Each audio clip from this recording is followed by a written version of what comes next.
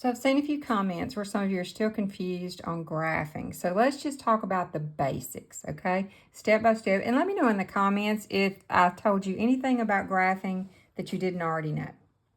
All right, this is called a coordinate plane. All of these points on this plane, you can get to that point by a coordinate pair. Now on your graph, the line that goes across from left to right, that's your x-axis. And the line that goes up and down, that's your y-axis. And this point right in the center, that's your origin. That's the 0. So all the numbers to the right and above it, those are positive. All the numbers to the left and below it, those are negative. All right, it's kind of like battleship. How do you get to the ship? You went over and then up. So you don't go straight to a point. You have to take 2 steps. You go to the right or left, and then you go up or down. Let's just graph these 4 points, and they're called plotting points. All right, we're going to start with the origin for every point, and this first one, we're going to go -2. The first number always tells you how far to go, left or right. So negative is going to be left, 2 spaces. Now my second number, the 3, is going to tell me how far to go up. 1, 2, 3. And where I end, that's where the point goes. You don't put a point here. You wait until you get both directions.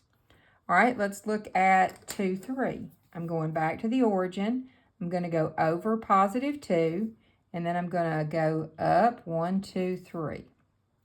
Okay, 2 numbers, 1 point. All right, now let's look at the next one. -2, -3. I'm going to go back 2 and then down 3. So that's going to put a point there. And then my last one, 2, -3, I'm going to go +2 and then down 3. Do you notice how the signs of your number put it in the, and we call these fourths, we call those quadrants. So which quadrant it ends up on depends on the sign of the numbers, all right?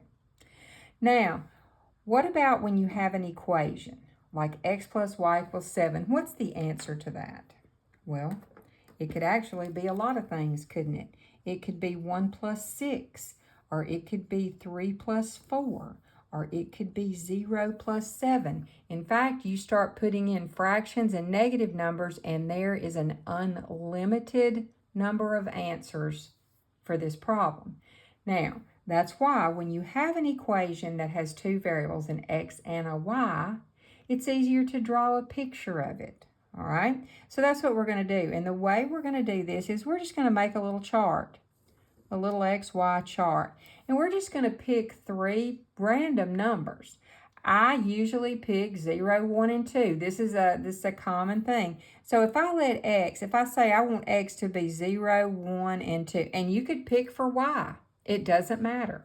But if I pick for x, all right, take this first one. If I put 0 in for x, 0 plus what is equal to 7?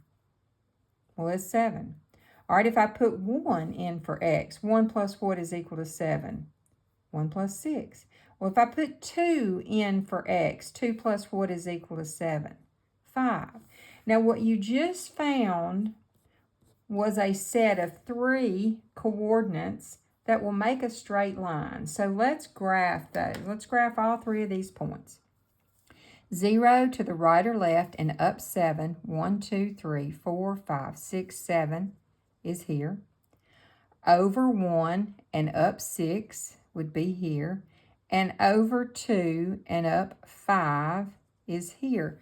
Now, do you see how they made a straight line? And if I connect those, and if I do a good job of it, you see that line right there? That line is a picture of every answer for this equation. Let's just pick one. What if I pick this point? What are the coordinates for this point? Well, I went to the right 1, 2, 3, 4, 5, 6, 7. And I went up or down 0. So that gives me a coordinate of 7, 0. With this is x, this is y. Would that not make this a true statement? Yes, it would. You can pick any number now on this line, and it will give you the correct answer to this. All right, so let's look at one that's a little more complicated. 2x plus 3y equals 12. So what we're going to do here is we're still going to make a little XY chart. And we're going to pick some numbers. Now this time I'm going to do it a little bit differently.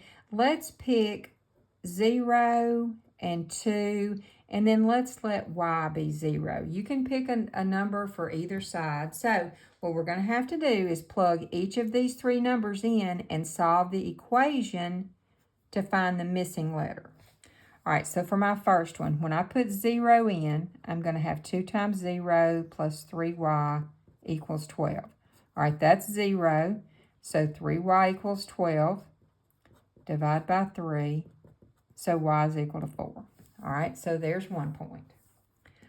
Okay, now let's do 2. If I put 2 times 2 plus 3y equals 12, that's 4 plus 3y is 12. Subtract 4 from each side, so 3y is equal to, all right, 12 minus 4 is 8, and that's a really yucky number that I didn't count on. But, all right, let's change that to a mixed number, so that would be 2 and 2/3. We're going to work with it. Should have planned a little bit better, but anyway. Okay, then the last one. If I put 0 in for y, I get 2x plus 3 times 0 equals 12. All right, this is 0, so now I have 2x equals 12, and divide by 2, so x is equal to 6. Okay, so let us graph these points on here. First is 0 to the right or left and up 4. 1, 2, 3, 4. Okay. Then 2 and 2/3. That's okay. We're going to go over 2. Now, when you go up 2 and 2/3, we're not being real scientific about it. Let's just get close. I'm going to go up 2, and then 2/3 is going to be about right there. All right.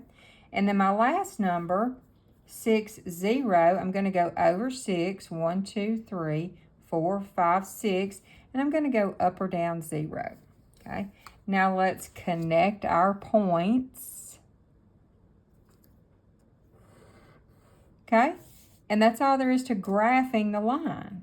In fact, you can see I didn't really need that point. You can graph a good line with just 2 points. And I also want you to notice, look what happened at the place where I let x equal to 0. I got the point up here.